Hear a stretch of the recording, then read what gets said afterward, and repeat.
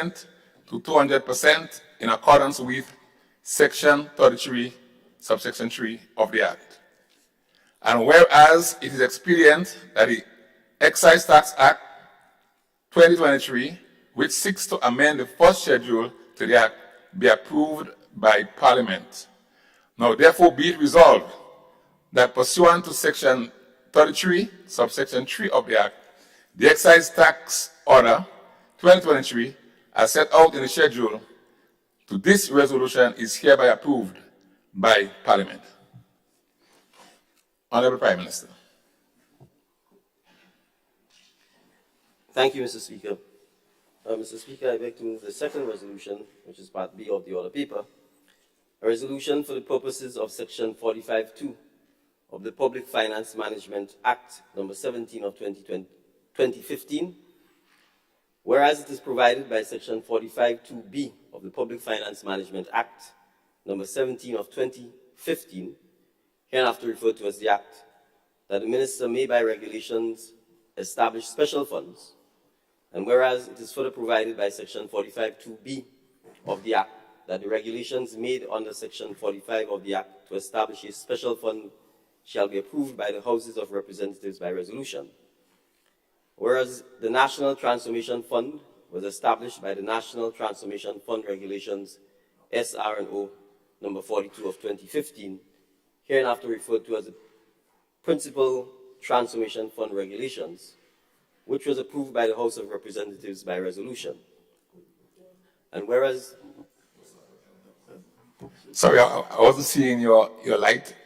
Yes, Honorable PM. just a point of concern. Yes. Is that the second resolution or? Yes, I know we have to debate the resolution separately. Yeah. Well, Yes, I know that. Debate, which I thought the Prime Minister was standing to speak on the first motion. In fact, I was distracted a little bit there. So I was surprised when I heard about the Transformation Fund. That's when I became concerned. I would suggest that we do what we normally do, discuss the motions, each motion separately, Mr. Speaker, which is the normal thing. Thank you. You finished? I would prefer that. And I'm fine with it. I was waiting for the invitation and it didn't come, so I proceeded to... No, you see, after the motion is read by the Speaker, then the mover then speaks on it. And whoever wants to speak, then proceed. I was awaiting the presentation of the Prime Minister. Yes, Honorable Leader of the Opposition, wavelength really. But I was going to allow the PM to read the second resolution, but to debate them separately. So let's just do what has been done in the past. So we take the first resolution, we debate, and then we move to the second. You comfortable with this? I'm fine, Mr. Speaker. All right. All right. Thank you. Mr. Speaker, the motion in relation to the Excise Tax Act, Mr. Speaker, is being moved to support the government's indication as per the budget presentation and the passing of the Appropriation Act for 2023, that as it related to alcohol and cigarettes, and to assist the government with paying for many of the fiscal measures that would be implemented in 2023 to address the cost of living issues that are faced by our citizens, and which the government has taken action to address by taking certain fiscal measures. For example, reducing the petrol tax from 550 to 350, removing certain items from the VAT list. Those measures, Mr. Speaker, naturally will lead to a reduction in government revenue. To offset that reduction, Mr. Speaker, the government's fiscal policy is to tax goods which are to some extent demerit goods, in the case of cigarette, for example, and alcohol, and which themselves often lead to, if abused, significant medical challenges for citizens, which in turn the state then has to find the necessary revenue to pay for.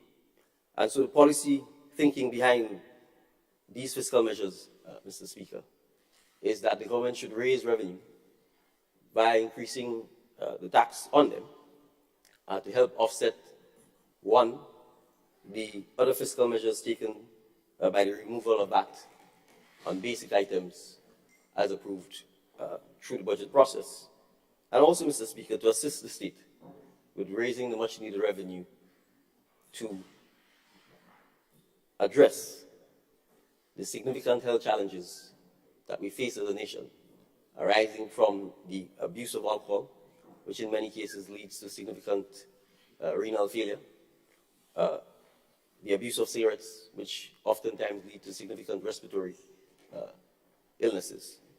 And so, Mr. Speaker, we are here because while the minister has the power to draft and sign the SRNO, Section 45(3) of the Excise Tax Act requires that before that order can be published in the Gazette, that it needs to be passed by affirmative resolution of Parliament. And therefore, Mr. Speaker, I look forward to my colleagues on both sides supporting the resolution. I appreciate that whenever, I will call them demerit goods, are taxed more, that there is always the thinking that it may increase smuggling. And so we're cognizant of that, and that's always part of the debate and the balance that has to occur. But, Mr. Speaker, I think we have to accept that the health of our nation takes priority over the risk of additional smuggling. And if the psychologists are correct, those who have a tendency to abuse substances, whether it's alcohol or cigarettes, whether the price is more or less, it is likely that the illness remains, and therefore the likelihood that it would lead to a drop in consumption is unlikely. So the measure is not targeted by suggesting that people automatically smoke less or drink less because it's more expensive to do so. We do hope that rational people will in fact take that approach by saying, if I had to spend my limited funds, I prefer to spend it on food and clothing and basic necessities for my family rather than on drinking or smoking. It does not always happen. We accept that because oftentimes if one is suffering from the addictions, then they're not rational. And that disease is a challenge to address. So, Mr. Speaker, it is essentially a revenue-raising measure. We do hope that it will also be a behavior-changing measure to discourage the excessive consumption of alcohol, the excessive use or non-use of cigarettes. But ultimately, Mr. Speaker, given the significant potential loss of revenue by the fiscal measures initiated by the government, this is just one of the many counteracting measures that the government has taken from a fiscal policy to address this. And so I commend the resolution to the honorable members of the House. Thank you. Honorable Leader of the Opposition. Thank you, Mr. Speaker. Mr. Speaker, first of all, in adopting the spirit of the Honorable Prime Minister, his opening comments, wishing all members of the House and staff and the families the best as the new year begins, and of course a year of parliamentary activities, wishing everybody a very good health and of course success in their endeavors for 2023. Mr. Speaker, clearly this is what I wanted the Honorable Prime Minister and Minister of Finance to speak to each motion separately because they have different connotations.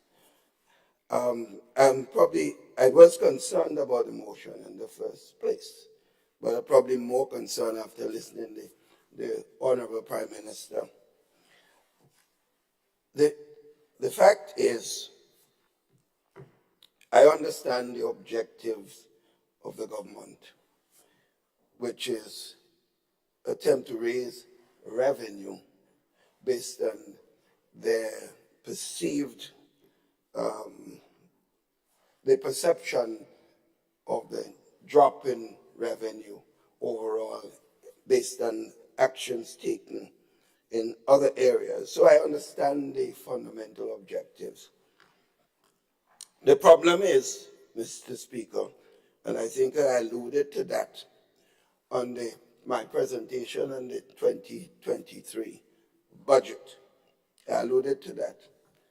The problem is whether, in fact, that objective will be met. That's the fundamental problem.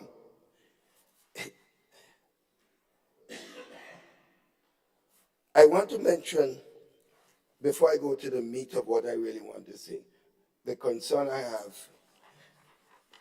The motion speaks about alcohol, and it appears the alcohol-related products. So I think the government needs to make it very clear, because there are items that has serious alcohol content that may not necessarily be part of this, and it must be clarified.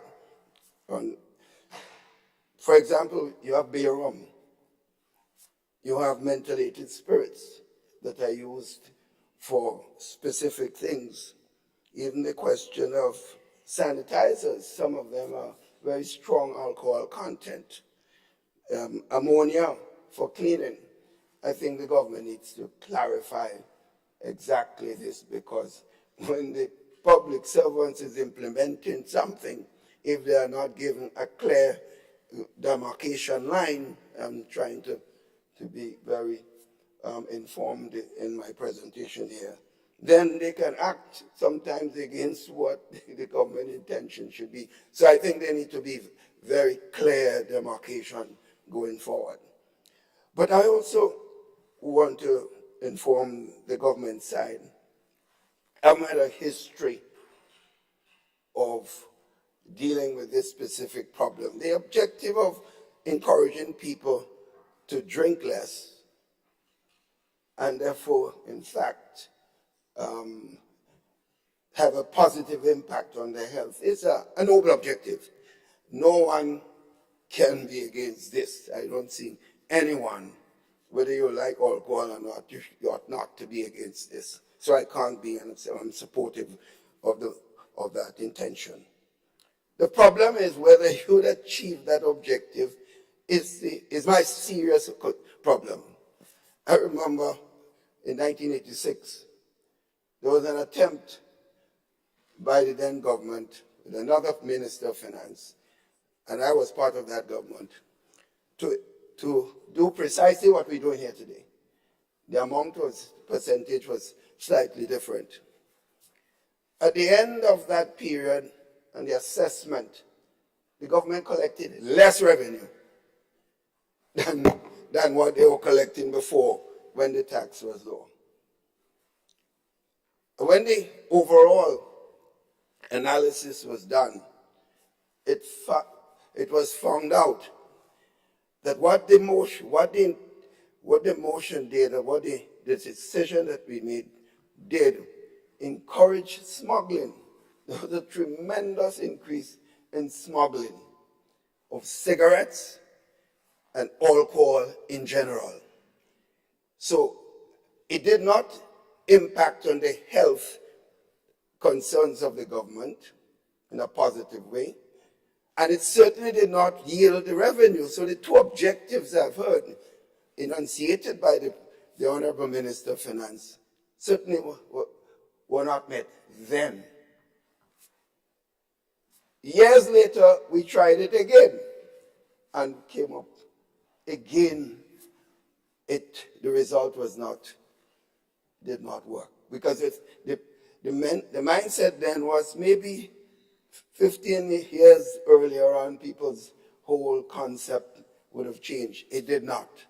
So it did not yield any additional revenue, and certainly did not yield less consumption in alcohol. I think the Prime Minister, Honorable Prime Minister, did alluded to that he may not necessarily yield that result. So he was also clear that may not do so. We, in fact, discussed this over the years.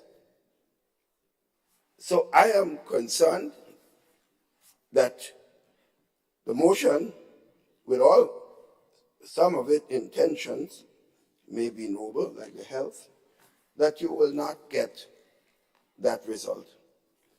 So for me to support something which I myself fundamentally believe will not work, I will not be able to do so. So I am not against intention. I want to be very clear that no one will be able to allude to any perception that I am against attempted reducing the alcohol consumption, because we have a problem.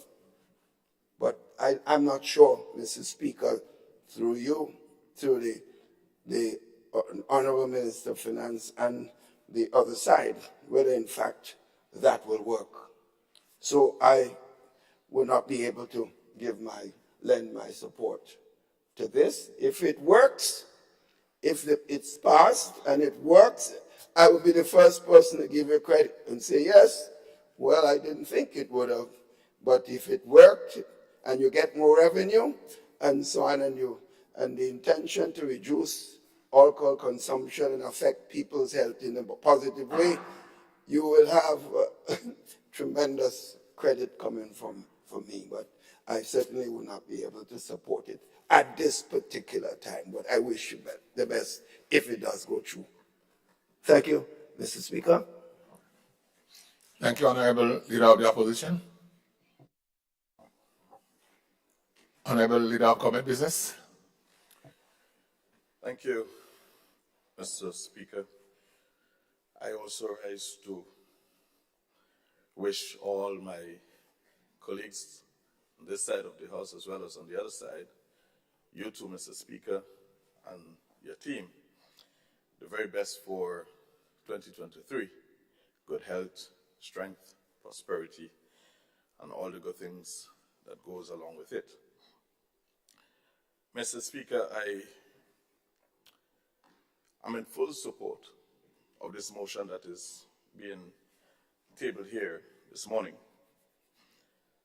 because fundamentally, I believe in change. I believe in progress. I believe that the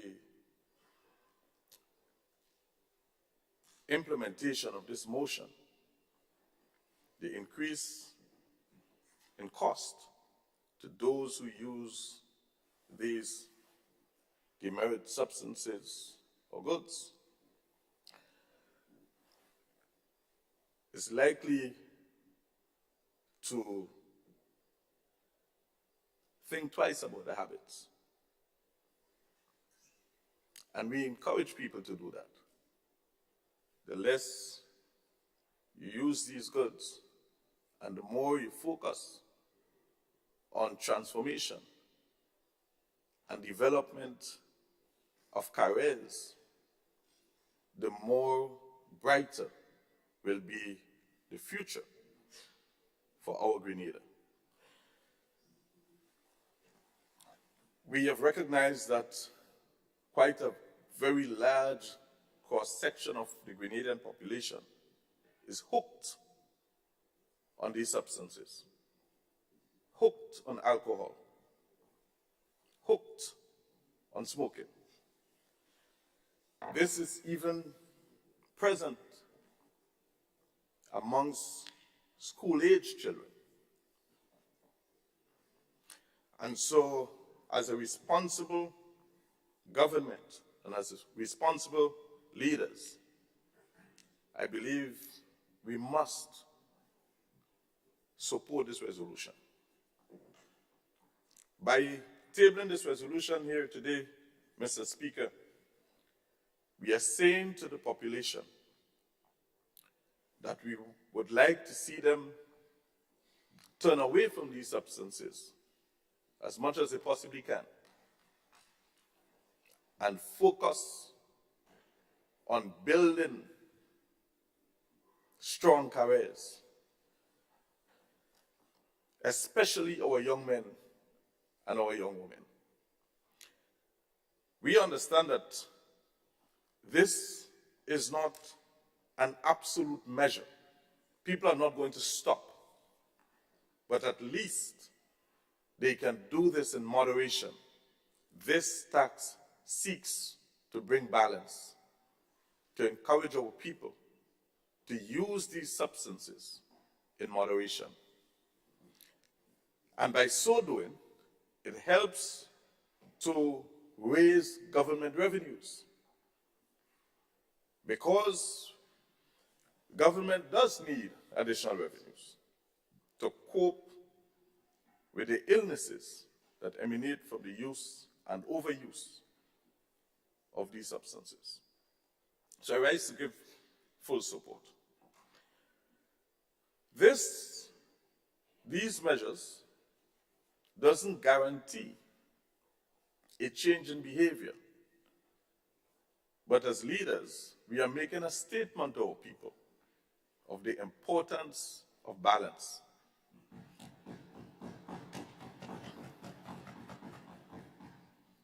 And we are confident that the revenue objectives that we have set out in our budget is going to be achieved. We are confident about that because we have planned well, and so we expect to deliver well. So, Mr. Speaker, with these few words, I want to register my support for this motion and encourage my colleagues to also give their support to this resolution. Thank you. Thank you very much. You have government business. I now turn to MP for continuity of St. Mark. Thank you, Mr. Speaker. Mr. Speaker, I too would like to join my predecessors in this sitting to extend best wishes to you and your family and all the staff of this honorable house, and to my colleagues on the other side, and through you, Mr. Speaker, to Grenada Carriacou and Petite Martinique. I wish us well in this 2023 that seems to be promising some difficult times. And Mr. Speaker, I too want to make my comments on the motion as presented by our Prime Minister and the member for St. David. Mr. Speaker, first of all, I want to applaud the objectives of this motion, applaud the objectives of the government for seeking ways to decrease the intake of alcohol, which we know is a problem in our country, and also seeking to raise revenue so that the budget will be a reality instead of just words on paper. And I think that's the government's duty and responsibility. However, I recall speaking to that during the budget presentation, just to say that perhaps more work has to be done in terms of encouraging persons to move from alcohol to other activities that could be more beneficial to them as individuals, to their families, and to countries. We know the havoc that alcohol and other drugs wreak in this country, and it's our responsibility and duty to do everything we can. So my only comment, and before I make my comment, I just want to say too that I heard that the cost of beers have gone up already. So I don't know if they're adjusting to the taxes or whatever, but that's what I heard, and therefore it behooves all of us to inquire on that, and to find, if it is so, to find out the cost. And therefore, as I said, I applaud the objective, the purpose for it. However, I would like to hear the government speak some more about the support that is going to be given, because alcohol is not just a pastime, you know. At one point in time, it becomes a disease. And so it has to be treated that way. We have to look at preventative measures as involving youths and other people in you know, more positive activities, but also we have to deal with the persons who have fallen already prey to that. And we see the range of the ages, and I still do not hear of any program or programs that are envisaged. Everything cannot happen at one time, but I urge the Honorable Prime Minister and the team in government to look at ways that we can treat with it. I did hear of something in the budget on Carlton House, and I hope that that project comes to fruition so that as part of that program, prevention and treatment can be done. I thank you, Mr. Speaker. Thank you very much, Honorable MP for St. Mark. I now turn to MP for St. Patrick West. Thank you, Mr. Speaker. And good morning to you, your staff, all the members of this honorable house, and beautiful people of Grenada, Carriacou, and Paymandic. I'd like to wish everyone the best of everything that 2023 has to offer. Mr. Speaker, I rise in support of this motion. And I'm happy to hear that in spite of the differences that some members of this house may have with some aspects of it, that the general sentiment is that the objectives are laudable. Why do I support this motion, Mr. Speaker? We have an obligation to look forward.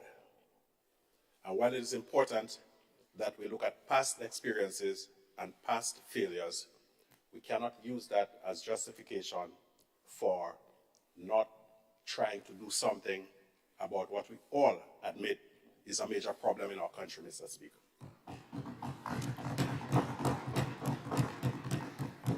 While it may be true that those who are already steeped in the consumption of alcohol and tobacco may find it difficult to break away from that habit simply because it has become more expensive, we have an obligation to think about the young and the uninitiated, Mr. Speaker. If I accustom drinking 6 beers and you raise the price by $1, I may just buy less milk for my child. But if I have not yet started, I am sure that the prohibitive price will be something to cause me to pause and probably stay away from it. So I'm in full support of the motion, particularly for this reason, to protect or to deter the young and the uninitiated. Thank you, Mr. Speaker. Thank you very much, Honorable MP for St. Patrick West. I now invite the Honorable MP for St. George Northeast.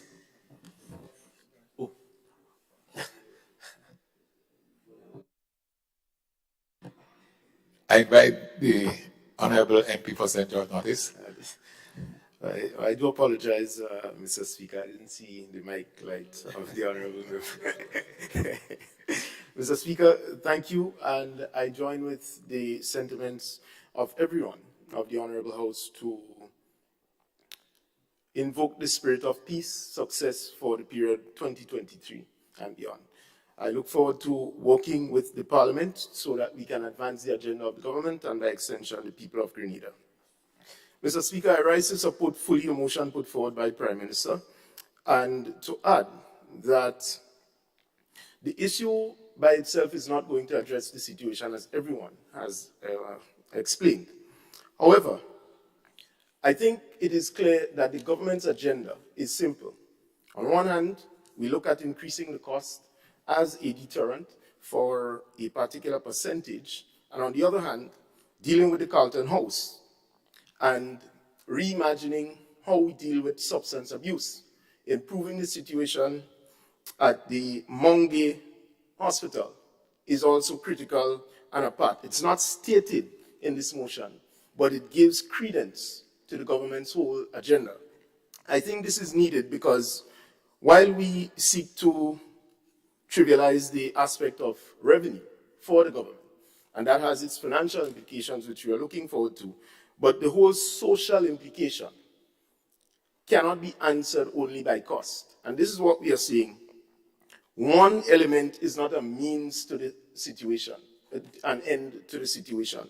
It adds value.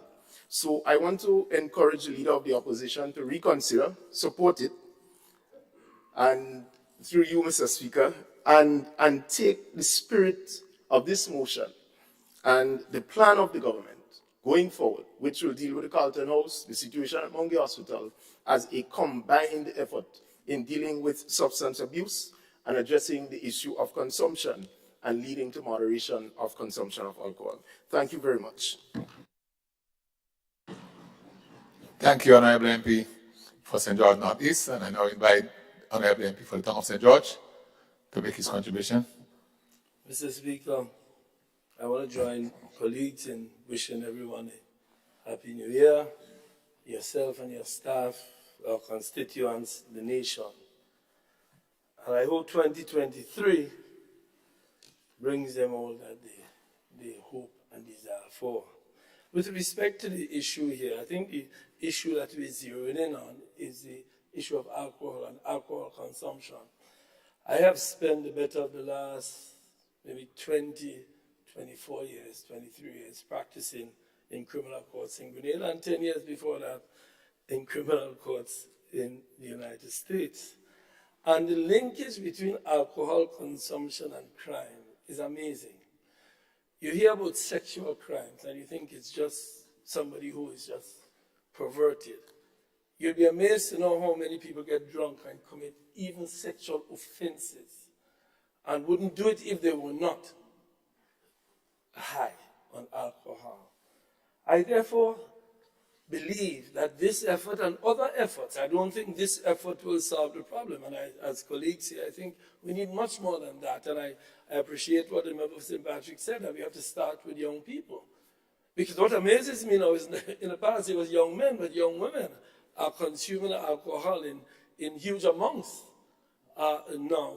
My generation didn't drink much. We went somewhere else for our pleasure in my generation. But I think alcohol consumption is back on the agenda. I was sitting outside a shop having something to eat just 2 days ago.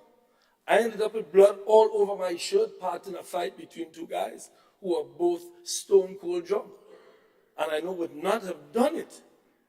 What they did, walk into each other to fight if they were not high. So I want to laud the efforts. Of course, the concern is whether or not the revenue side of it will be, you will achieve that. But let's see how that goes. I say in all parliaments, you come and we sit today and try to solve a problem.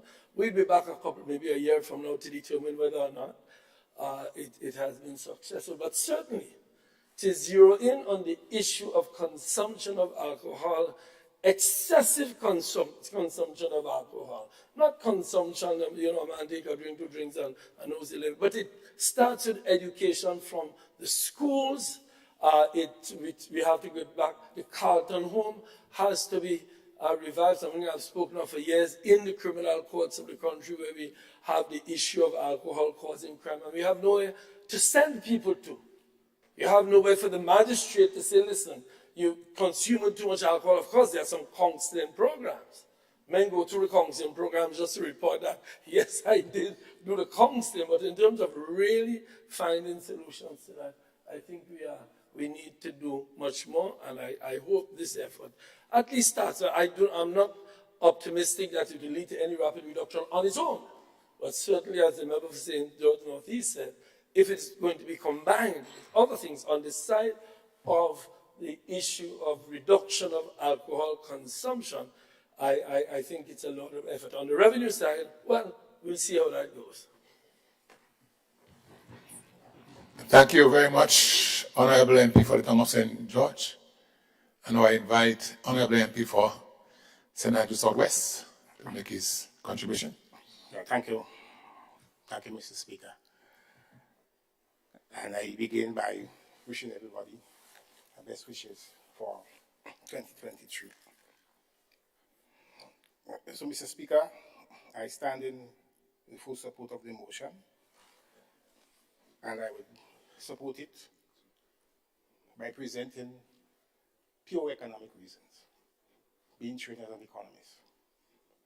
Because this motion is very much in keeping with the basic economic theory that there are some goods that have what the economists call an inelastic demand. you have an inelastic demand, which means that irrespective of the price, there would be, so if you raise the price a little bit, there will be little or no change in the quantity demanded. And what the economists would say is that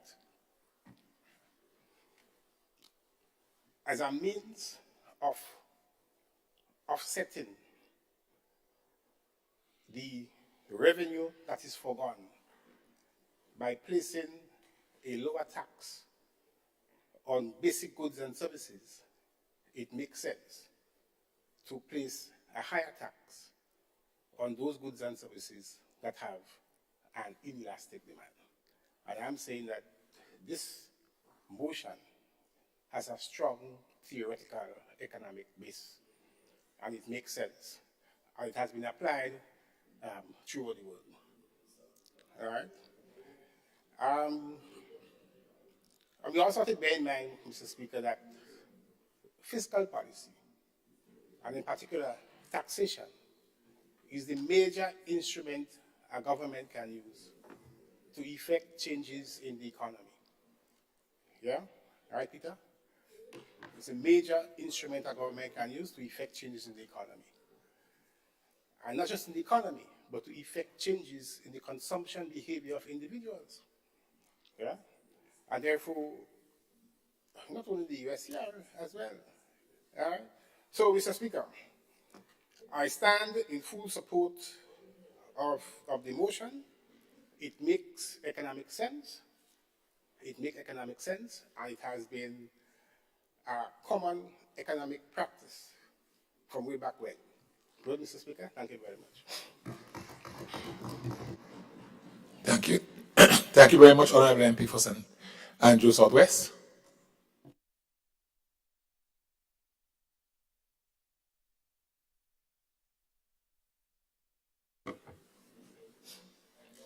I now invite the Honorable MP for St. Patrick East to make his contribution. Thank you, Mr. Speaker. And let me use this opportunity to wish every member of the House a Happy New Year, and your family and staff the same. I also rise in support and full support of the motion that is placed before the House this morning. And while I appreciate that most of my colleagues would have actually laid the foundation why I stood to support this bill, I've heard the statement that this has been tried in the past and failed and will actually increase smuggling. Smuggling is illegal, as far as I know, and therefore I think our obligation is to encourage our people, our nation, to stay away from the illegalities of some of the practices that are presented before us. So I do not believe that because we failed in the past, because smuggling has had its part to play with it, we should continue to encourage our citizens that we should stay away from illegalities. Thank you.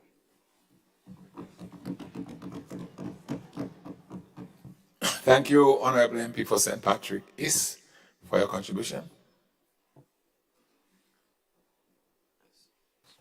Honorable Prime Minister. Thank you, Mr. Speaker. Mr. Speaker, I hope that I can wrap the debate up so that we can move to approval of the motion. Mr. Speaker, I just wanted to make a point, and I take the comments of the Honorable Leader of the Opposition seriously as it relates to whether or not the measure will work. And Mr. Speaker, this, I think, raises an issue that, in my mind, as a country, we need to address, which is data, and the use of data to guide policy decisions. Because it's easy to stand and say it will not work or it didn't work. It's another thing to present the data to say that it hasn't worked. And I say this, Mr. Speaker, because the last time there was an increase in the excise tax, it was done under the hand of the Honorable Leader of the Opposition. And it was done in 2014. And for reference purposes, Mr. Speaker, despite, I suppose we have the common last name, we now have a common portfolio of being Prime Minister and Minister of Finance. And maybe we have the commonality of making the same mistakes, we'll find out. But Mr. Speaker, The taxes moved from $4 to $4.40 in 2014.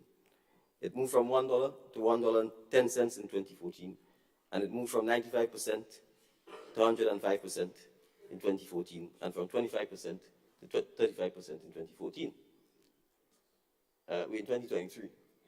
So that's 9 straight years. The policymakers in the Ministry of Finance, Mr. Speaker, are respected, capable citizens of Grenada who are educated in the particular fields of endeavor in economics, econometrics, public finance, etc. Mr. Speaker, we would recall that in 2013 and 2014, Grenada embarked upon a self-imposed structural adjustment program, which allowed the then administration to address the raising of revenue, to address the fiscal challenge the state found itself in, particularly with the need to reduce its debt to GDP ratio. They need to significantly beef up government revenues then. That was part of the measures. The increase in taxes on alcohol and cigarettes. I don't know if then it was intended to assist in ameliorating behaviors, but it was certainly done to assist in raising revenues. And Mr. Speaker, if the data suggested that it had failed, it would not be on the books 9 years on. Those who are helping to assist us in making policy would not have recommended it, Mr. Speaker. The reality is, and that's why we need data, people smoke less in Grenada today. That's the reality. Certainly cigarettes. They may smoke more of something else. And we've come to address that, right? And yes, it may not have addressed the consumption of alcohol, and I will come to that because, Mr. Speaker, we glorify the consumption of alcohol in Grenada. We make it sexy, and we glorify it. It's almost a god. It's found in our music. It's found in drama. It's found in our literature. Or advertising is blanketed at prime time, radio, TV, with the consumption of alcohol. So I agree wholeheartedly with the Honorable Member for St. Mark that we need a comprehensive approach to address the disease that is excessive alcohol consumption. And that to do so, we must start with education. We must start with communication. We have to have a conversation with the producers, manufacturers, distributors, and advertisers of alcohol. There are no regulations governing the advertisement of alcohol. In most countries, you cannot run alcoholic ads at prime time. There are billboards all over the place. There are alcohol signs right next to schools, right next to playing fields. We can go on and on. Mr. Speaker, the Carlton House wasn't destroyed under this administration's watch. It has not been rebuilt. We have indicated that we will do so.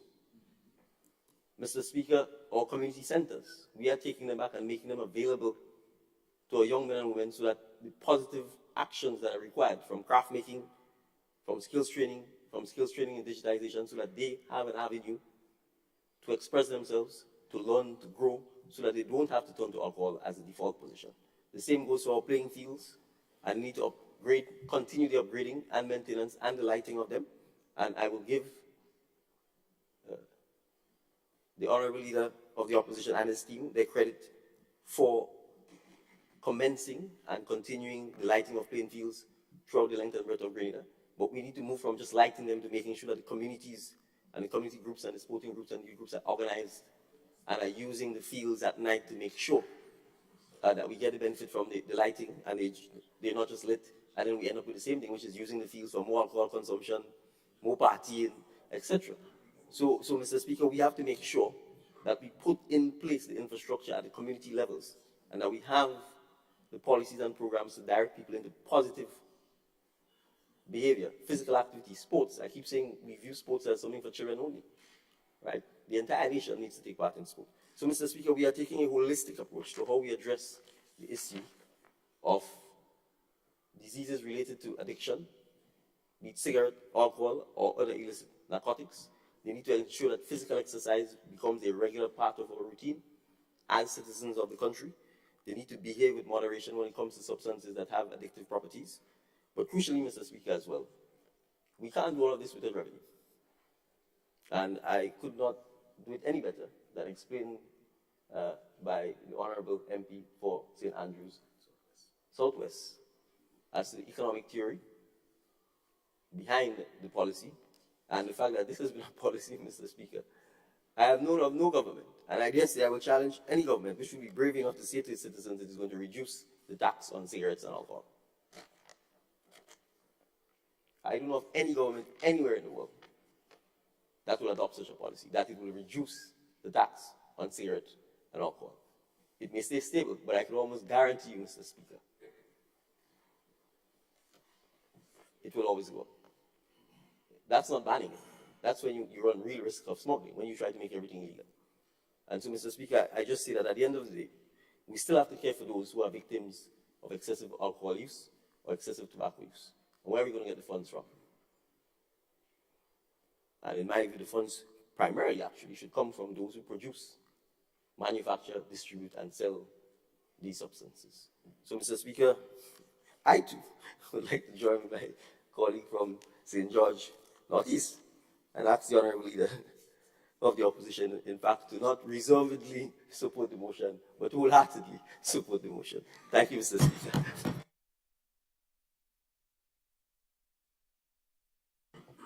All right. Thank you, Honorable Prime Minister. Now we put the question to the vote.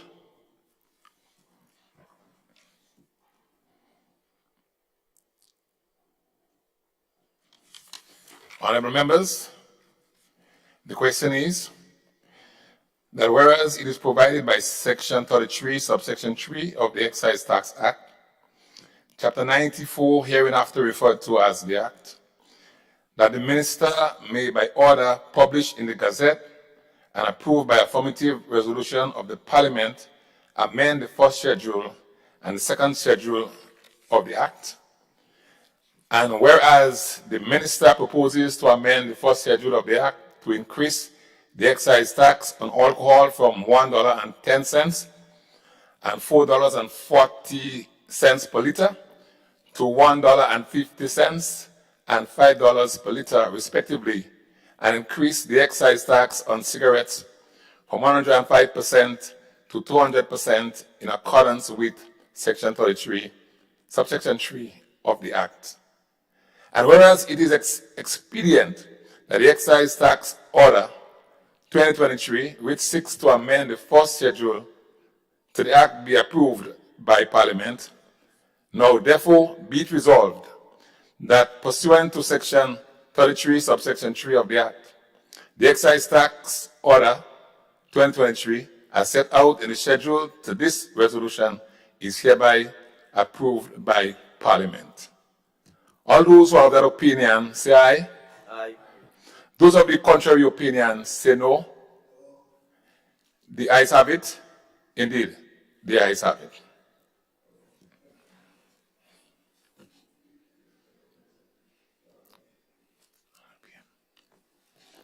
Honorable Prime Minister.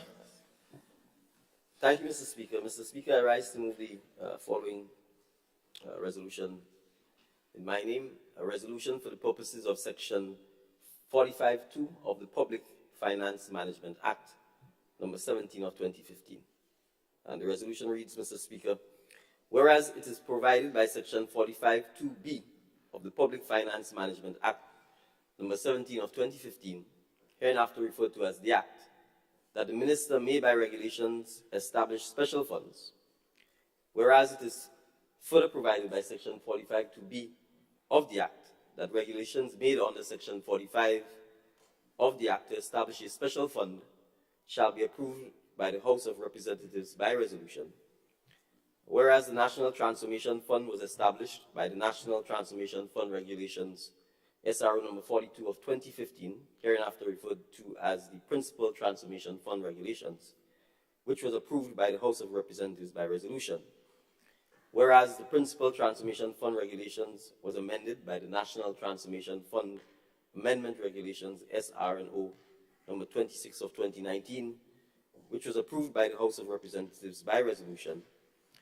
and whereas it is now expedient that the Principal Transformation Fund Regulations be amended by the National Transformation Fund Amendment Regulations 2023, which is attached hereto as the schedule, to decrease the percentage of the inflows into the National Transformation Fund from the previous month that is payable into the contingency fund pursuant to Regulation 11A of the Principal Transformation Fund Regulation as amended from 40% to 10%. Now, therefore, be it resolved that pursuant to Section 45(2)(b) of the Act, the National Transformation Fund Amendment Regulations 2023 be now approved by the House of Representatives. Thank you, Mr. Speaker. Thank you, Mr. Prime Minister. Honorable members, the question is, whereas it is provided by Section 45, subsection 2, bullet B of the Public Finance Management Act, number 17 of 2015, hereinafter referred to as the Act, that the minister may by regulations establish special funds. Whereas it is further provided by Section 45, subsection 2, bullet B of the Act, that regulations made under Section 45 of the Act to establish a special fund shall be approved by the House of Representatives by resolution. Whereas the National Transformation Fund was established by the National Transformation Fund Regulations, SRO number 42 of 2015, hereinafter referred to as the Principal Transformation Fund Regulations, which was approved by the House of Representatives by resolution. Whereas the Principal Transformation Fund Regulation was amended by the National Transformation Fund Amendment Regulations, SRO number 26 of 2019, which was approved by the House of Representatives by resolution. And whereas it is now expedient that the Principal Transformation Fund Regulations be amended by the National Transformation Fund Amendment Regulations 2023, which is attached hereto as a schedule to decrease the percentage of the inflows into the National Transformation Fund from the previous month that is payable into the contingency fund pursuant to Regulation 11A of the Principal Transformation Fund Regulations as amended from 40% to 10%. Now, therefore, be it resolved that pursuant to Section 45, subsection 2, bullet B of the Act, the National Transformation Fund Amendment Regulations 2023 be now approved by the House of Representatives. Honorable Prime Minister. Thank you, Mr. Speaker. Mr. Speaker, in a very narrow sense, the resolution is simply seeking to reduce the inflows from 40% to 10%, and to specifically earmark this 10% inflow into the National Transformation Fund, specifically for post-disaster financing, with the aim that this fund will be managed by the Eastern Caribbean Central Bank. And that's the purpose, Mr. Speaker, of the amendment of the resolution. But, Mr. Speaker, I want to speak about, in a broader context, about the National Transformation Fund. Now, the National Transformation Fund was set up, in fact, by regulations. It required that a board be established, and that board would manage the National Transformation Fund. It also authorized that board to create contingency funds and to be able to use inflows from the Citizenship by Investment program, and specifically inflows from the National Transformation Fund aspect of the CBI program. Because, Mr. Speaker, there are two aspects basically to CBI program. Funds which are paid directly into the National Transformation Fund. And in layman's language, it means a person who acquires citizenship is paying directly to the government the cost of that citizenship. And then you have a second tier of products where persons essentially invest in an approved project, and the bulk of their funds are used for the development of that approved project. And so, to some extent, Mr. Speaker, speaking from an ordinary citizen's perspective, the impact of CBI and inflows from CBI appears visually and physically to be limited to the CBI projects. We have the Kawana Bay, which we know has certain challenges, but there are other projects taking place. The Beach House project, the Range project in Las Vegas, for example, they are visible, they are noticeable. You can see the hotels being built.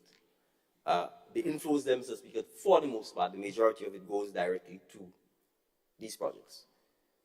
On the other hand, Mr. Speaker, the National Transformation Fund inflows, where someone chooses not to invest in a project, but to pay directly to the government of Grenada for their citizenship. Those funds go into the National Transformation Fund. And the regulations which were passed in 2015, which have not been complied with, Mr. Speaker, required that a board be established, that board would manage the funds, and that the funds, in layman's language, would be used for specific development projects and initiatives within Grenada. Although the legal architecture has been set up, the fund has actually not been run that way. And so even that 40% that we're seeking to reduce, Mr. Speaker, has not been paid in and managed in that manner.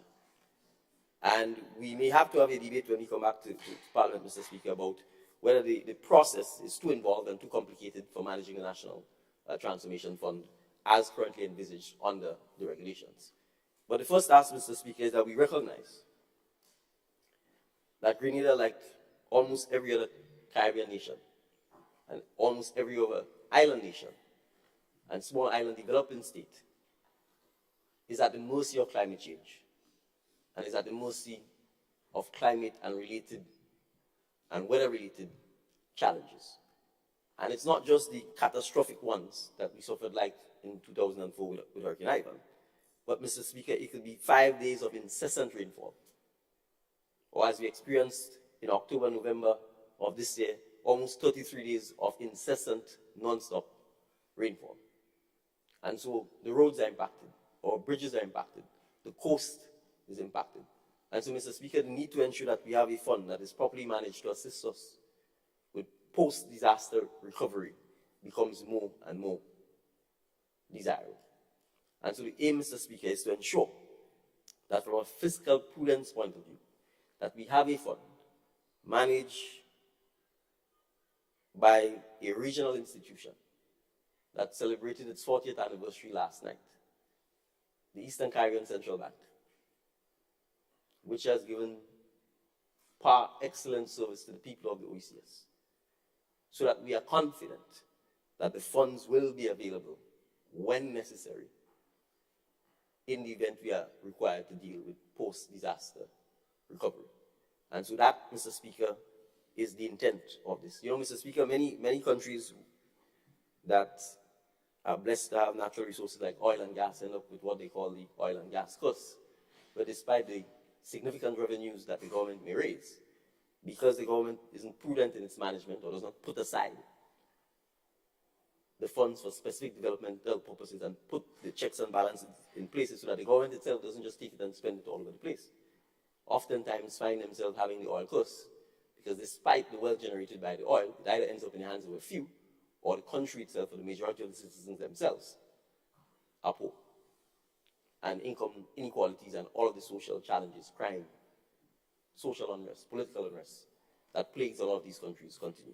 So, Mr. Speaker, while we don't have oil and gas as yet, we think it is still prudent, Mr. Speaker, given the fact that the CBI program is not a traditional source of tax revenue for the state, to ensure that we set aside 10% of revenues derived from the National Transformation Fund to specifically address what is the single biggest threat and may continue to be the single biggest threat to our existence as a people and as a civilization for the next 50 years. The big nations continue to pollute. They continue to bob and weave in delivering on a lot of their commitments to reduce carbon emissions and to mitigate and adapt against the effect of the losses and damage that we suffer perennially from climate-related events. And so, Mr. Speaker, I was looking at a speech by the President of Ghana, and he talked in the context of Africa, of the need for Africans to start looking inward and to stop being beggars and to start taking control of their future. And Mr. Speaker, we too need to accept that within our own limited means, we have the foresight, the capacity, and the courage to start ensuring that we future-proof our civilization, and in particular the next generation, by setting aside now funds to address issues that may impact them in the future. So, Mr. Speaker, that's the philosophy underlying the need to have this, and to make sure it's managed by the central bank, which I could think of no better institution in the region to do so. And we look forward, Mr. Speaker. Well, I hope the day never comes when we have to go to it. I hope the good Lord continues to bless us for the next 50 years or so, and we don't have any major catastrophic events. But as we can see, even with, as I said, excessive rainfalls or excessive winds, we suffer loss and damage from time to time. So thank you, Mr. Speaker. Thank you, Honorable Prime Minister. I now invite Honorable Opposition Leader, Advocate Mitchell. Yes. Thank you, Mr. Speaker. Mr. Speaker, I propose time to make some comments on the motion as presented by the Honorable Minister of Finance. Mr. Speaker, I just want to give my own take, in addition to what the Prime Minister had indicated about the National Transformation Fund, and of course its correlation with a contingency fund. Mr. Speaker, the National Transformation Fund is solely funded by the Citizenship by Investment Program, as the Prime Minister pointed out. It's one of the routes by which a person can obtain citizenship without investing in real estate. Part of the policy of the previous government was to save 40% of those resources in any given year in a contingency fund for the following reasons. And this is extremely important. One was to provide financial resources for relief, recovery, reconstruction costs from any national disaster. Two, to provide financial resources for facilitating a counter-cyclical fiscal policy in the event of an economic recession or crisis. Thirdly, to provide financial resources for the repayment of debt only under exceptional conditions and not as part of the government's normal annual debt repayments. Mr. Speaker,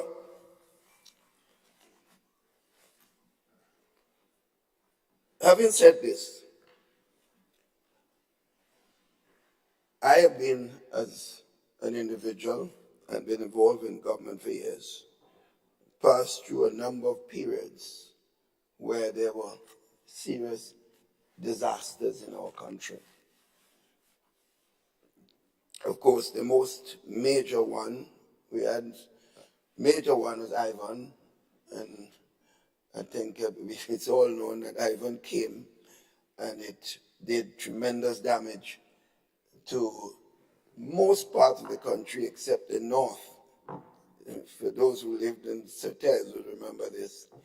And it was said that Emily was Ivan's companion, and she came a few months later, and whatever damage Ivan did not do, Emily proceeded to do it, because I remember touring the north of the country, Certez area, after Ivan, and I noticed the nutmeg trees were all blossoming, and there were quite a lot of nutmegs all over the place. Well, when Emily passed, there were hardly any nutmegs left. So I'm making the point, that is, we had experiences, and of course we passed through, and still going through to some extent, the issue of the the virus, COVID-19. That's a serious issue that almost every country has been facing, have faced, and continue to face. And I recall during the period of discussion with the international community and all concerned and friendly governments, we sought to have a specific clause.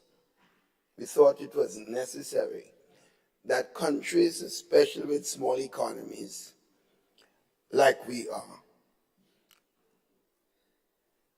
when faced with a natural disaster, have unique problems to deal with. In the United States, a major disaster in New Orleans, it was New Orleans, the entire United States could have been mobilized to help New Orleans. In Grenada, a disaster comes and the entire country infrastructure goes. It's not one part of the country. So the logical conclusion was that there need to be some serious specific considerations given to small developing states as far as disaster activities are concerned. And that when this occurs, hopefully it doesn't, but we have to prepare ourselves accordingly. That there must be some parameter laid down to aid the effective implementation of the recovery process of those small states. And we put in there, we got the countries and the international community to agree to put in their specific clause that say when this occurs, you can't treat the country activities and process of development and actions as if it's business as usual. So a specific clause was agreed on for the first time. Grenada got the international community to agree of that clause called disaster clause put in there so that when it occurs, because when Ivan came, while we were attempting to recover and to build roads and to fix this and fix that, Mr. Speaker, we are being called upon to meet debt payments, debt that we owe people. How do you continue to meet debts, which is our obligation, while people are there without water, without roads, without basic services? So that was put in there so that there will be what you call a moratorium on debt payments. And that was a clause that we were able to get instituted in any situation like this. Barbados learned from us. And when they were negotiating with the international community, the Prime Minister then, having spoken to me, she called me on it. She got the international community to agree to the same type of clause, but not just for natural disasters like hurricane and earthquake and so on, for things like health issues like COVID-19. So Barbados were able to go further than we did, because none of us was thinking about a virus of COVID-19, like COVID-19 in the period when Ivan hit us. So that I wanted to make that point in this, given the motion as presented by the Honorable Prime Minister. Mr. Speaker, you would all recall that the funding for the 2023 budget was highly dependent on the CBI program, with 77% of the non-tax revenue expected to come from CBI activities. With expected economic contraction for 2023, that is what is being predicted. Hopefully it does not come. And with the tax amnesty the government has implemented, which I consider and indicated that was unwise, but that's the government prerogative to implement programs as it sees fit. And an increase in recurrent expenditure for the public service by $26 million. The government is obviously clearly in need of cash to run its day-to-day activities. This is just a harsh reality. Therefore, I'm not surprised that the government is seeking to reduce the amounts of money on the contingency fund because it needs money to do the things that it says that it wants to do, including what I just mentioned. Mr. Speaker, we all know, as confirmed by officials of the government and the Prime Minister and the Minister of Finance himself, that they met a very healthy treasury when they came into government. And the fiscal policies that they met in place clearly was largely responsible for that healthy treasury situation that the present government inherited. While the government reserved the right to adjust its fiscal policies as they see fit, and I mentioned that, Mr. Speaker, I respect that right, but I wish to caution the following. There is a risk, Mr. Speaker, through you to the Minister of Finance and the team, the government side, on reliance on the CBI program as a key pillar for budget revenues, given the legislative changes being done in the United States and in Europe that will negatively affect the program and by extension the revenues that the government expects. As I said, decisions are being taken, and you know, Mr. alluded to this, the powerful countries in the world, priorities are always been about their own needs and what they perceive as their own interests.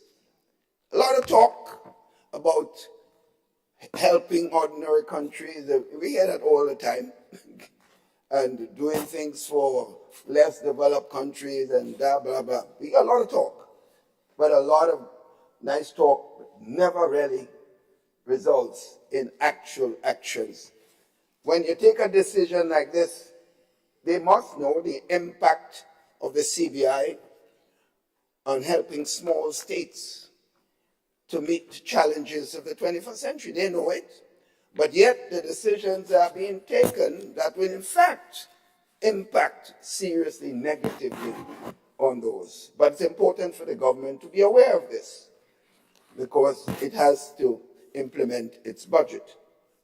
Secondly, increasing price pressures remain the most immediate threat to our people as it squeezes real incomes and undermines macroeconomic stability.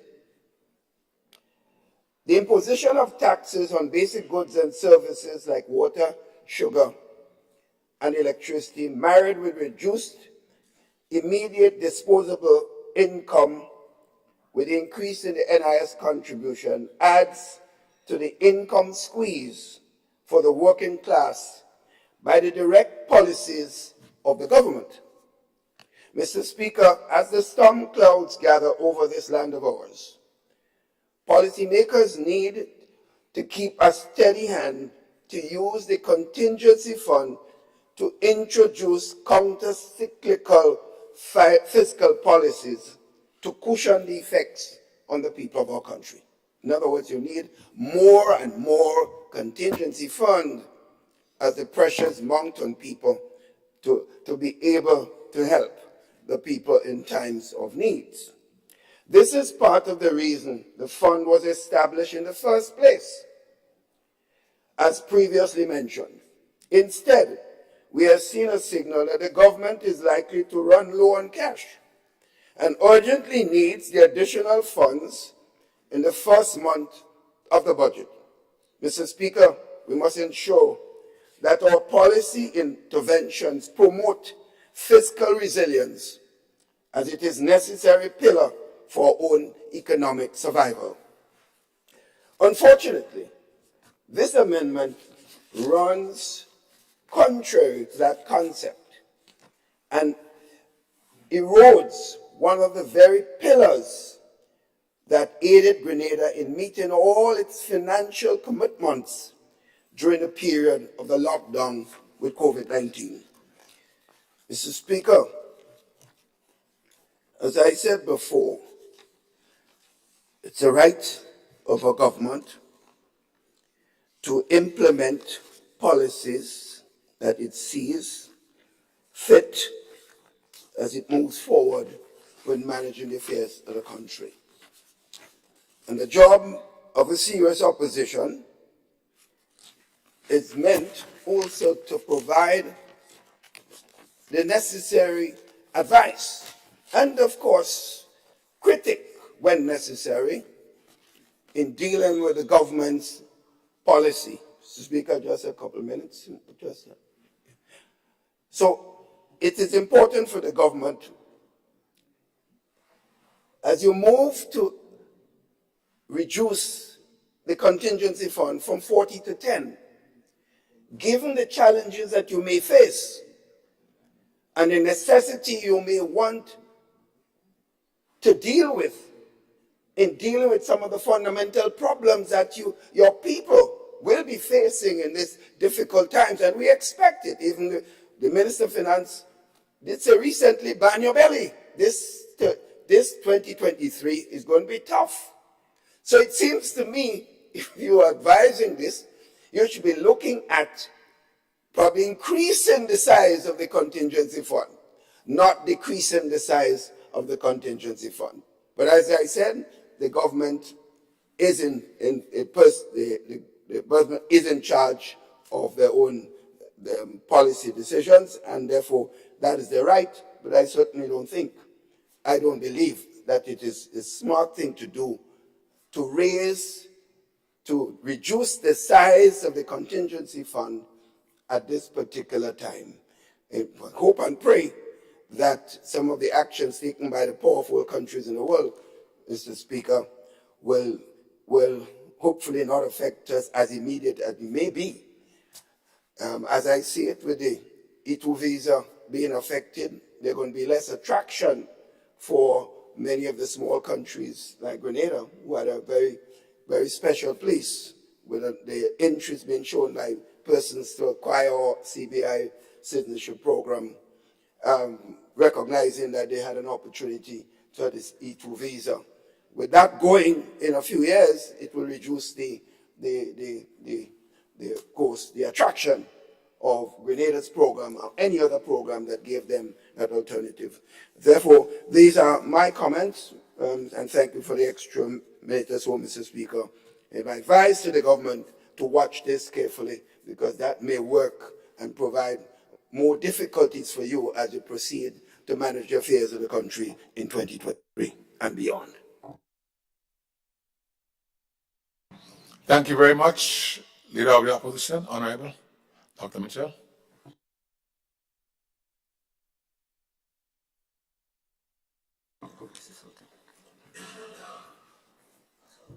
Honorable MP for St. Mark.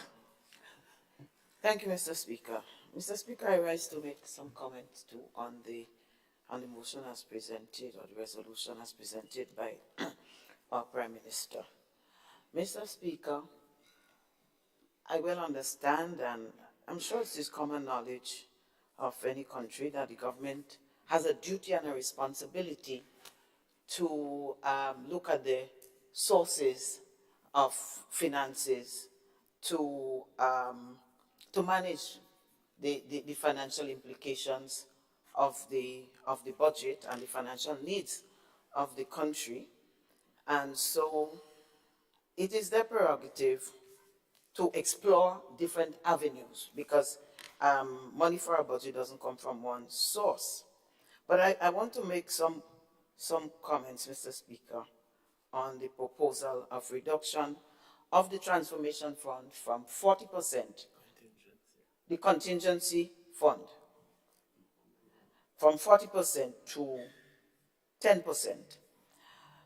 Mr. Speaker, first of all, I just want to go back a little bit on where this money comes from. I know it was said, but I want to reinforce it a little bit, because the CBI is a program that we took a lot of licks for. And I think part of it is because we did not explain enough the benefits of the CBI program. Obviously, there were downsides. Certain things would have happened. Along the way, we learned and we improved on regulations and monitoring of these programs to avoid those pitfalls. But the benefits were much, much more than the pitfalls. But oftentimes what we hear about is the pitfalls, and as is commonly said, the sale of passport. But it is more than that. It's more than pitfalls. It's more than the sale of passports. It is a source of fund that not only Grenada uses, but other Caribbean countries use. And other countries in the world, they might call it different ways. Other first world countries use that sort of system to raise funds for doing things in their own countries. And when you are small, you are vulnerable. And what the big countries could do, without any repercussions, smaller countries are not allowed to do that. And therefore, we know that certain measures are taking place to maybe curb Caribbean CBI of those countries that are doing it. And we have to be mindful of that, as that there's a limited time for that. But I just want to reinforce here that the CBI program has been a very good program for Grenada, Carriacou, and Petite Martinique. And also this contingency plan.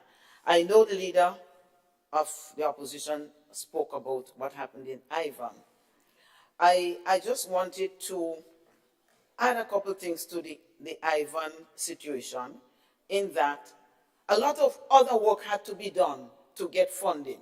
In addition to renegotiating, I know the then Prime Minister had a team of persons going to all sorts of forums, all sorts of meetings to seek funding, because we did not have that contingency plan. And therefore, we must not take it lightly. I also recall that there were a number of pledges and promises that were made. Some were kept and some were not kept. They never came.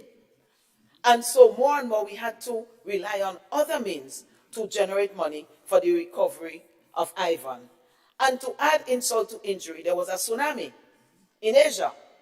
And so all attention swung from Grenada's tragedy with Ivan to that tsunami in Asia.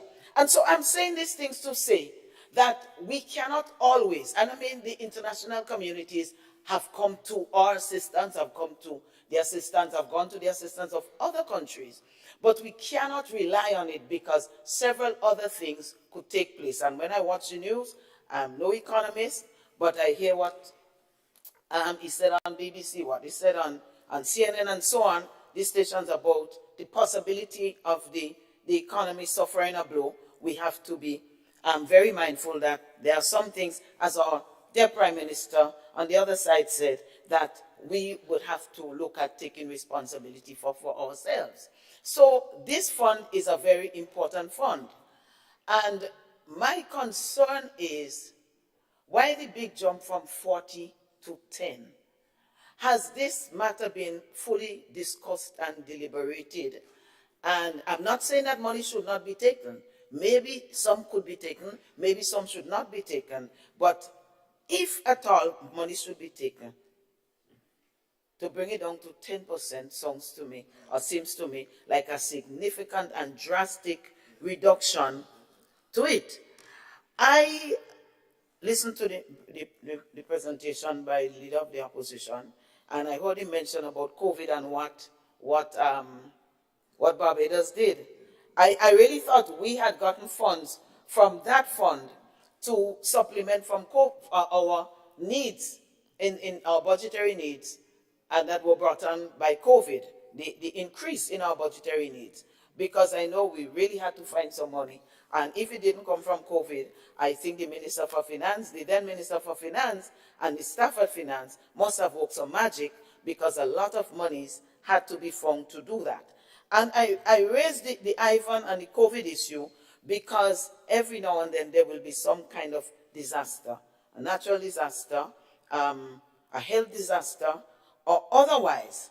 And therefore, that is why in that context I'm saying that the size of the increase bothers me. The Prime Minister himself said that because of the climate change issues that are going on, that the natural disasters are coming more and more furious, more and more closer together than before. So we have two problems there. We have to cater for our own natural disasters, but we also have to cater for the fact that other countries have natural disasters in one way or another, and they may not be able to help us. And therefore, it is our responsibility to ensure that there is a contingency fund that we can rely on when such natural disasters happen. So I want to say again, if there's need to take some, and the government has its burden, they're holding the iron, then maybe that is the way to go. But from 40 down to 10, I think it is risky in terms of, I call it the safety net of the nation taking so much in one blow. Could it have been taken as a trial for a period and see if that is working, and we haven't had any disaster for the first 6 months of the year, or whatever, and then we say, well, okay, maybe we can go to 20% or 20, whatever. But I think it is a big jump, and I want to beg and I want to urge that perhaps the Prime Minister and the Minister for Finance and the team there can revisit. I respect their knowledge, I respect their financial acumen, and I'm not criticizing, but I have to raise that concern. Finally, Mr. Speaker, I just wanted to say that we must not always look at the major national disasters, but there might be smaller disasters that have happened. And I make reference to the recent rains, as alluded to by the Minister for Finance and Prime Minister, that we had in our country. And I'm aware that many of the small crop farmers suffered tremendously. Tomato crops, cabbages, cauliflowers, they all got demolished by the heavy rains. And even though we do not have the consistent daily rains, we still have a significant amount that the farmers are saying is still too much for them. Well, we have to leave it up to God. He knows what he's doing. And I want to ask whether that same fund or similar fund can be used to assist them. I have not heard anything. Maybe the Minister for Agriculture may have already put up plan in place, but I have not heard. And so I just thought, given the nature of this contingency fund, whether that could be used as well. Mr. Speaker, I thank you for this opportunity. Thank you very much, Honorable Member for the constituency of St. Mark. Honorable Member for the Town of St. George. Thank you, Mr. Speaker. Mr. Speaker, I rise to make a few comments on the issue. I am happy for the opportunity to speak about CBI and its implications for the development of the country, and I'm glad I'm being given that opportunity in the context of this, the contingency fund and the wish of the government to reduce the fund. Now, as my friend from St. Andrew North Southwest alluded to earlier, economic policy is not easy. Running small island developing states is even harder because of limited resources. I mean, the reason why it's the smaller Eastern Caribbean countries that have CBI, as the Prime Minister said, we have challenges for resources. So we have had to find creative ways to raise funds, particularly in the context of the traditional partners who have assisted us over the years and in the early post-independence, pre-independence period. So CBI came on, and what I lament, Mr. Speaker, is that there has been no national conversation. I said that when I was in government, and I repeat it again. What is this thing called CBI? My friend from St. Mark referred to people saying it's selling of passports. In fact, I had to deal with that on a program last week. So So first of all, I think we need a national conversation on CBI. I have said, and I will repeat, that CBI funds must be used for more than just tourism projects. When I was Minister for Agriculture, I said it, that we need to find agricultural projects, education projects. For example, in Dominica, you will see housing projects funded by CBI. So first, I think we need to expand the use. And I said to my colleagues on the other side, we are not involved in your economic policy development, so we don't know all of the considerations you make. So if we stand here and we make some recommendations that you believe you have considered, then fine. But please treat what we are saying as merely, as far as we are aware, what we believe should be done. So we are not involved in the policy making the in-room conversations. So maybe you would have considered everything that we've said and found it not to be useful. But certainly, I agree on the 77% reliance on CBI is a heavy reliance. It's a heavy reliance. There are risks involved in that. And I'm sure the Prime Minister himself is very much aware of the attacks on CBI from Europe, the recent changes on E2. And what is E2? E2 is the ability for Grenadian citizens to invest in the US and reside in the US. That is what this E2 is about.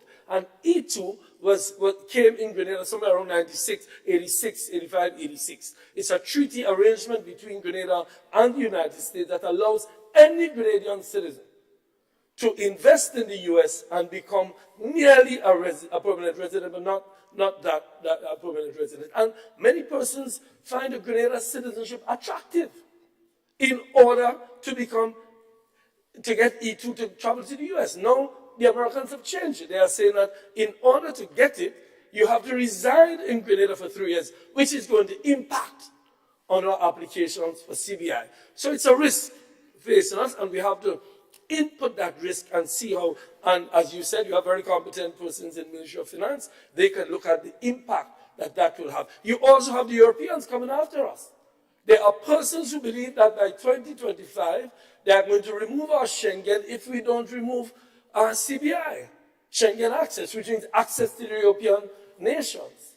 If they remove our Schengen access because of CBI, again, it's going to impact on CBI. Some people believe that will happen by 2025. I'm saying with all these risks, we have to, of course, maximize our use of CBI for now, but bear in mind that it may not be sustainable.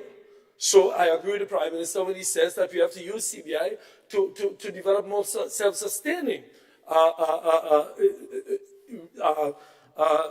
pillars of our economy. But bear in mind, as my friend from Southwest will again support, as small island developing states, we have limited resources. Population, for example, I think we should have a conversation about that, but maybe that should come later. So I want to say, Mr.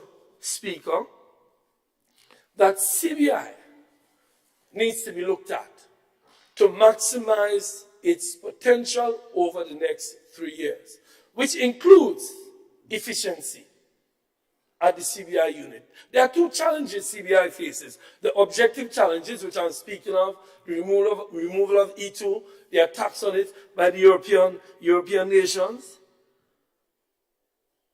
but also our efficiency in delivering on CBI. CBI is a very competitive industry. We have Antigua, we have Dominica, we have St. Kitts, we have St. Lucia, all of these countries. St. Lucia, for example, recently reduced the price. Do we want to engage in a price war? That took place about 5 or 6 years ago. We had a price war. In fact, Grenada reduced the price. So we need to look at these subjective issues within CBI to see what we need to do in order to make it more attractive, because 77% of our non-tax revenue in 2023 is coming from there. I'm not suggesting reduce the price. I'm just simply saying that's one of the issues we confront. But the efficiency in terms of delivery of the service in CBI needs to be looked at, and we need to address them to ensure that Grenada's CBI program is as attractive or more attractive than the other CBI states in the Eastern Caribbean. Mr. Speaker, I also want to address the question of the contingency fund, government policy. And as the leader of the opposition said, as my colleague said, as the Prime Minister said, the contingency fund is an extremely useful fund. Whether or not it has been managed properly over the years, the concept, the idea of the management of the fund is critical. We need to ensure that there are funds available in times of crises. One of the problems we have in our country is lack of planning. It's always been a problem, not only at the governmental level, but at the individual level. Lack of planning is something that really causes us a lot of trouble. Therefore, Mr. Speaker, 40% may be considered to be too much. Too much money is going into a fund that needs to be used. Money needs to be used now. But to reduce it to 10%, in my view, I would consider somewhere like 25%. But again, I am not seized of the information when the policymakers sit and discuss it. So the government may be absolutely correct based on the data. The Prime Minister said some time ago, some minutes ago, and I agree with him, data has to drive everything. So if the data leads them to the conclusion that 10% is what needs to be done, then fine. But I believe that 10% at least, it sounds to me as too small because we have crises, as the member said, not only Ivan, not only Emily, we have small crises, the rains that are currently making it difficult for the farmers. I know the Minister of Agriculture is well aware of that. These are crises that will confront us. COVID is back with us. See what's happening in China. It is back with us. I urge the government, just as an aside, to treat it seriously. I remember when COVID came and was in China, Dr. Bert Braffett kept warning us that this COVID thing is going to become a pandemic and it's going to overrun us. We, including myself, did not take him seriously. COVID is coming again. It is out there. There are vaccines that are available that the government should try to get, and maybe they're doing. Again, I'm advising without knowledge. In addition to that, when we managed COVID, and I want to commend Dr. Braffett and the Ministers of Health and all of them, we set up a committee that was meeting every single day. This is just advice. We met every single day of every single week for years, for the year of COVID, to manage it. I urge that a committee be set up that is monitoring it closely so you get the experience of that committee. Maybe you would like you would consider speaking to some of the persons on the committee. There are doctors and professionals who were involved. Sure, speak to them. But at the end of the day, treat this COVID creep that we're seeing as seriously. I know people are taking it for granted. I commend the member for St. Patrick's West. He's taking the necessary precautions. I have good friends who have contracted COVID in the last week. I myself am being a little bit reckless standing here without a mask, and I apologize for that because we should. So I just want to urge the government to treat COVID seriously. It can overtake us in a matter of weeks. And again, the contingency fund may need to be used in order to deal with the impact that it will have on working people in this country. Because the people who suffered the most were the working people in this country who we had to help through use of funds in order to help sustain them over the years of COVID. I want to say, Mr. Speaker, that, again, I have no difficulty with the government adjusting the contingency fund to suit their fiscal needs. But I just want to urge the government to move carefully, to act cautiously, because you never know when that contingency fund will become necessary and amongst you might need. But I do commend the government for looking at the fiscal situation, bearing in mind what is going to happen in 2023 to try to make the necessary adjustments. But on CBI, I hope we could engage in conversations across the floor on CBI, its sustainability, its importance, and ways in which we can improve it over the next couple of years, given the fact of the 77% of our non-tax revenues coming from it, and the fact that it is under attack by the US, by the large states, who, as the Prime Minister correctly said, Africa is looking to see how it can help itself. CBI was the way in which we looked at it. And it's not sale of passports. It's simply a mechanism for attracting development assistance. All of the money for CBI goes into the development of this country. Thank you, Mr. Speaker. Thank you very much, Honorable MP for the town of St. George. Honorable Prime Minister. Thank you, Mr. Speaker. Mr. Speaker, let me start my response by indicating we certainly welcome all of the advice, counsel, recommendations, and suggestions made by my honorable colleagues on the other side as it relates to, one, the reality that we live in challenging economic times. So 2023 is no exception to that. I think we can all accept that since 2020, with the onset of COVID-19, that the world and the region has experienced unprecedented economic times, unprecedented health challenges, and that we are still in that state. So the easing of COVID-19, the reality is the world's second largest economy, China, only eased restrictions this year. That has been in place almost continuously since 2020. So the fact that we've been fortunate enough to be blessed to have been in a position to ease restrictions and to get back to a higher degree of normalcy than perhaps even some of the more advanced and significantly larger countries does not in any way indicate that the world, and specifically the Caribbean, the OECS and Grenada, that it's business as usual and that we will ever go back to a pre-COVID world. The reality is the world has changed fundamentally forever, and the uncertainties, the shocks, the tumultuous nature of mankind continues. And so, in a sense, the Caribbean has perhaps been in a continuous state of resilience since the emancipation of slavery. And so we recognize that as part of the budget, that there are significant macroeconomic issues, there are significant health issues, there are significant socio-political, geopolitical tensions that we have to address as part of that. And address them we must. And therefore, as we debate in this House, that's part of the process. As we engage with our citizens in village meetings, in town hall meetings, that's part of the process. And so I note that the Honorable Leader of the Opposition came with a prepared text to respond on this specific issue. And I thank him for doing so. In fact, I was wondering whether the debate would go back into being a general rehashing of the national budget. But I want to say, Mr. Speaker, that we take seriously the comments that I made.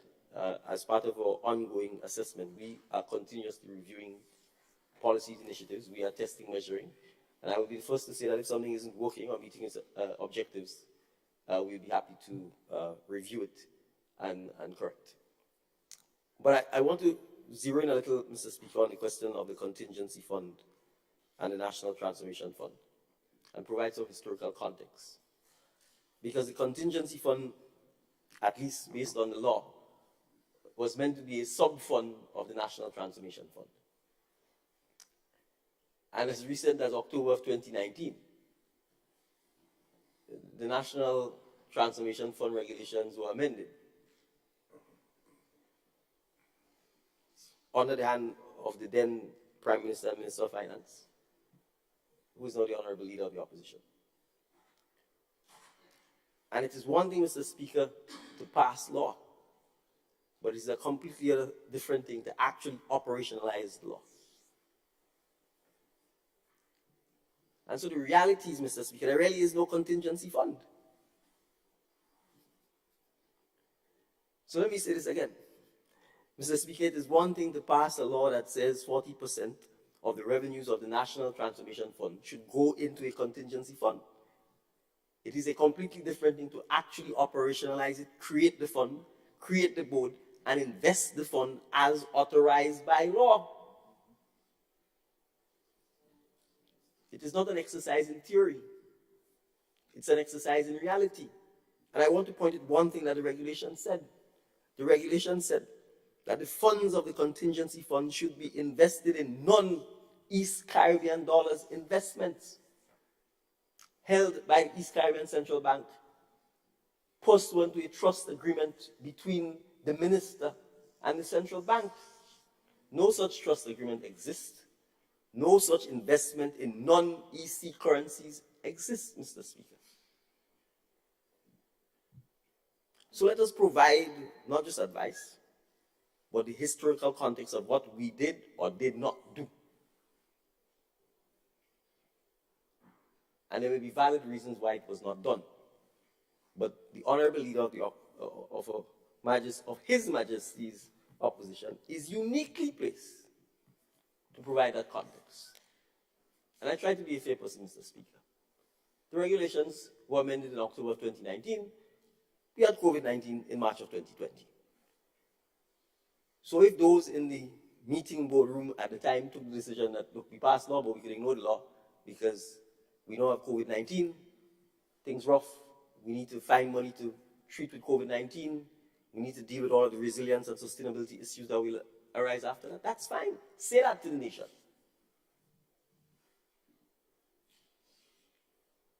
Say that to the nation. Come here and say that to the nation. You had the opportunity to research the law, to come with a prepared text, and to explain to the nation why it is the contingency fund was never actually set up. Why it is the board that is supposed to be managing it was never put in place. And I'm offering a plausible excuse, being the onset of COVID-19. But come and tell the truth. And then let us have the discourse. We need to say, okay, as a nation, where do we go from here? So, Mr. Speaker, in reality, the contingency fund doesn't exist. And what we are seeking to do is to, in fact, realize and create that reality by ensuring, as opposed to simply saying X percentage or X percentage, by making sure that, one, we take a percentage that we know, given the uncertainty that we live in, given the challenges that we face, both macroeconomically and specifically that the CBI program faces, the threats.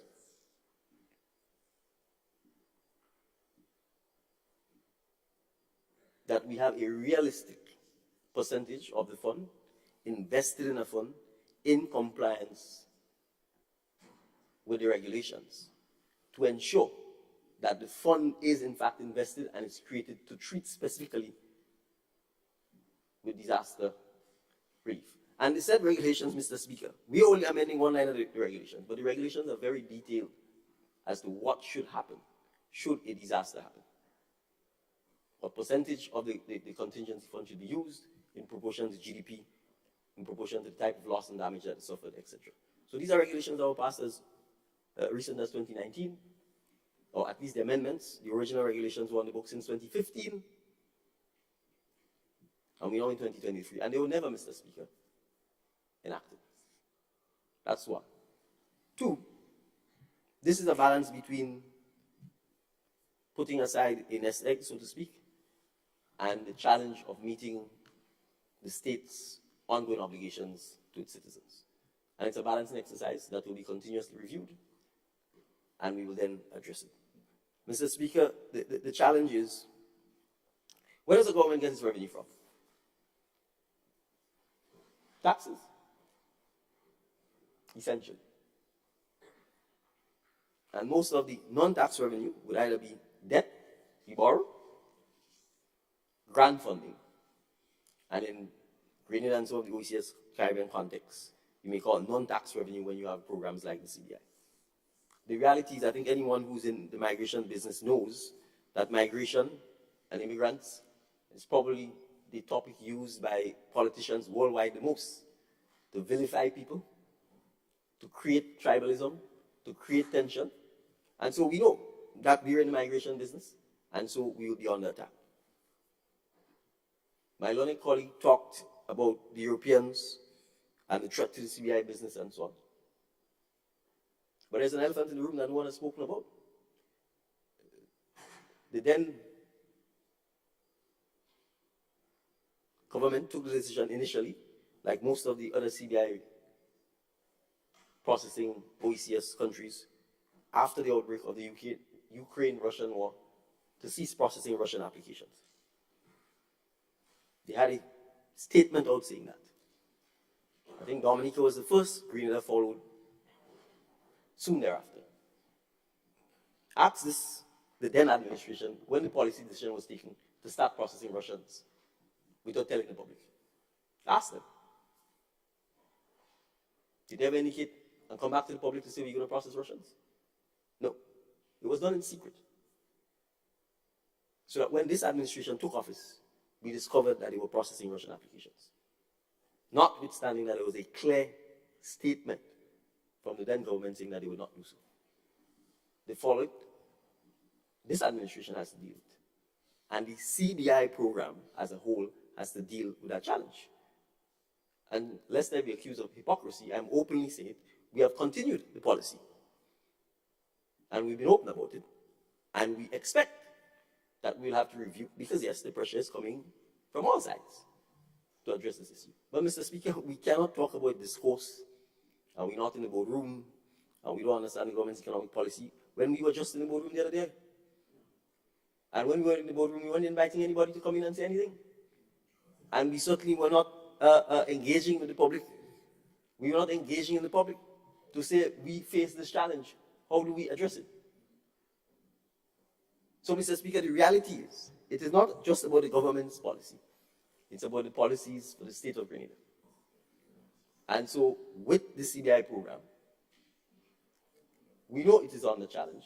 We know it is under threat. And yes, I agree with the Lord MP for the Tongue of St. George.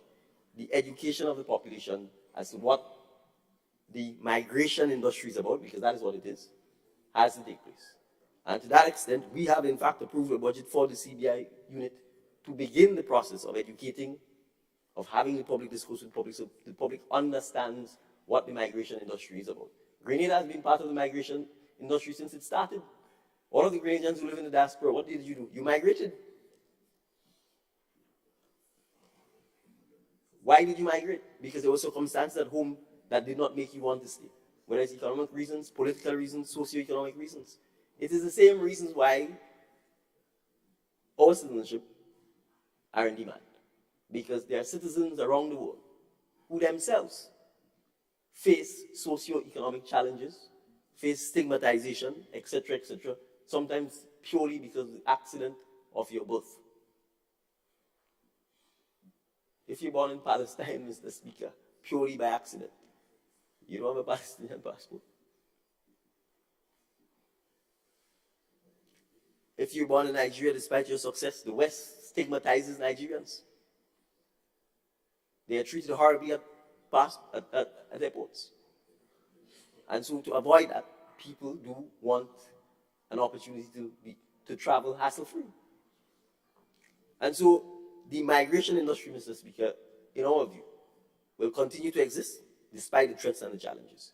What we need to do is to ensure that we can, no pun intended, migrate our program so that it continues to be sustainable, so that it continues to be attractive, and that the receipts, crucially, Mr. Speaker, from the program, the public knows what it is being used for, and that we are transparent. So when we come, this is just part of the process of beginning the transparency. So when we say 10% is for post-disaster recovery, the public know it's 10%, we will publish the amount, and they know who's managing the fund.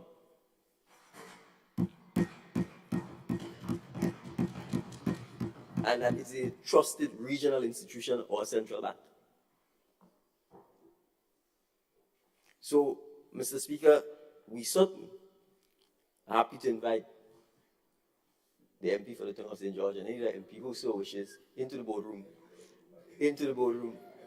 to be part of the discussions. Right?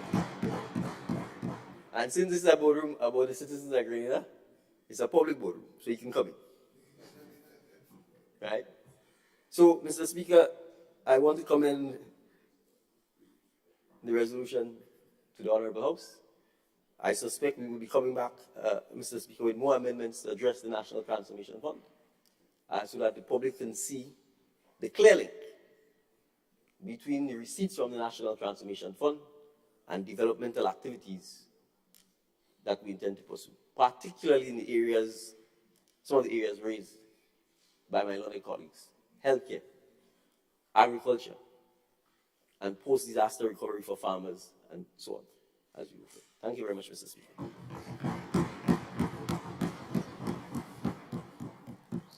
Thank you to Honorable Prime Minister. Now that the Honorable Prime Minister gave closing comments to this particular motion, I am now going to put a question to the House so we can have the vote. Honorable members, the question is that whereas it is provided by Section 45, subsection 2, bullet B of the Public Finance Management Act, number 17 of 2015, hereinafter referred to as the Act, that the minister may by regulations establish special funds, whereas it is further provided by Section 45, subsection 2, bullet B of the Act, that regulations made under Section 45 of the Act to establish a special fund shall be approved by the House of Representatives by resolution. Whereas the National Transformation Fund was established by the National Transformation Fund Regulations, SRO number 42 of 2015, hereinafter referred to as the Principal Transformation Fund Regulations, which was approved by the House of Representatives by resolution. And whereas the Principal Transformation Fund Regulation was amended by the National Transformation Fund Amendment Regulations, SRO number 26 of 2019, which was approved by the House of Representatives by resolution. And whereas it is now expedient that the Principal Transformation Fund Regulations be amended by the National Transformation Fund Amendment Regulations 2023, which is attached hereto as the schedule, to decrease the percentage of the inflow into the National Transformation Fund from the previous month that is payable into the contingency fund pursuant to Regulation 11A of the Principal Transformation Fund Regulations as amended, from 40% to 10%. Now, therefore, be resolved that pursuant to Section 45, subsection 2, bullet B of the Act, the National Transformation Fund Amendment Regulations 2023 be now approved by the House of Representatives. All those who are of that opinion, say aye. Aye. All those of the contrary opinion, say no. The ayes have it. Indeed, the ayes have it.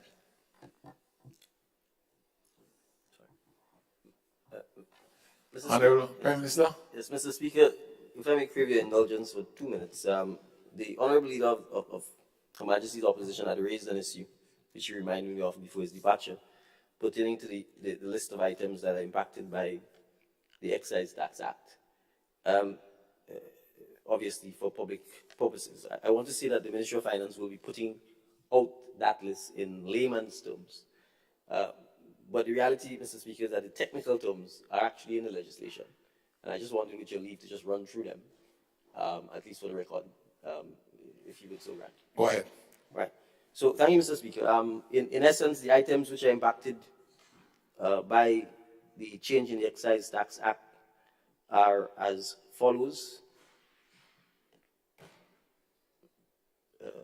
It starts with beer made from malt, beer, stout, wines of fresh grapes, including fortified wines, sparkling wines, any other wine made from grape, must with fermentation or arrested by the addition of alcohol, vermouth, and any other wines of fresh grapes flavored with plants or aromatic substances.